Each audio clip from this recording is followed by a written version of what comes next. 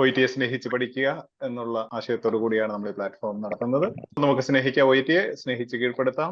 ഇത് നിങ്ങൾ യൂട്യൂബിലാണ് കാണുന്നതെങ്കിൽ ഒന്ന് സബ്സ്ക്രൈബ് ചെയ്യുക ചാനൽ. അതുപോലെ ഇഷ്ടപ്പെട്ടാൽ ഒരു ലൈക്ക് തരിക, മറ്റുള്ളവരിലേക്ക് ഒന്ന് പങ്കുവെക്കുക.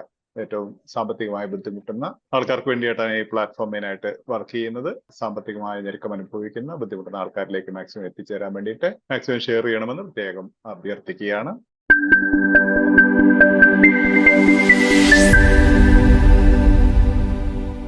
OET skills, reading part C skills. Okay, 11. In paragraph 4, the writer believes that a team member present at resuscitation attempts A should provide the family with constant reassurance. B will find the experience as stressful as family members. C should focus on the patient rather than the relatives.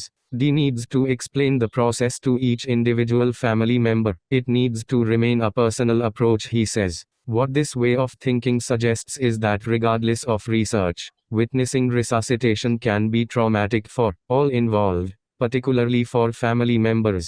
So it seems appropriate that health professionals explain everything that is happening, even more so that a member of the team, ideally the nurse caring for the patient in cardiac arrest, be designated for that role and remain with the family during the whole process. Okay, ഇപ്പൊ ഇവിടെ ആദ്യം hedging word എന്താണ്? Believes ഉണ്ട്, opinion ആണെന്ന് അതുകൊണ്ട് മനസ്സിലാവും അല്ലെ? Team member ആരാ ചെയ്യേണ്ടതെന്ന് പറയുന്നുണ്ട് അല്ലെ? ടീം മെമ്പർ എന്താണ് ചെയ്യേണ്ടതെന്ന് പറയുന്നത്? ഓക്കെ, ഇവിടെ should provide the family with constant reassurance, will find the experience as stressful as family members. അതായത് നേഴ്സുമാര് മറ്റേ ഫാമിലി മെമ്പേഴ്സിന് ഉണ്ടാവുന്ന പോലെ സ്ട്രെസ് അനുഭവിക്കുവോ? ഫാമിലി മെമ്പേഴ്സിന് ഉണ്ടാവുന്ന പോലെ ആ ഫീലിംഗ് നിങ്ങൾക്ക് ഉണ്ടാവുമോ? ഒരു സാധ്യതയില്ല. അപ്പം will find the experience as stressful as family members എന്ന് പറഞ്ഞാൽ, പക്ഷെ ഇവിടെ പറഞ്ഞിട്ടുണ്ട് അല്ലെ, witnessing resuscitation can be traumatic for all involve, particularly for family members. അപ്പൊ ഈ ബി അല്ല എന്ന് പറയും. Should focus on the patient rather than the relatives. Needs to explain the process to each individual family member. അതിന് കുഴപ്പം വല്ലതും ഉണ്ടോ?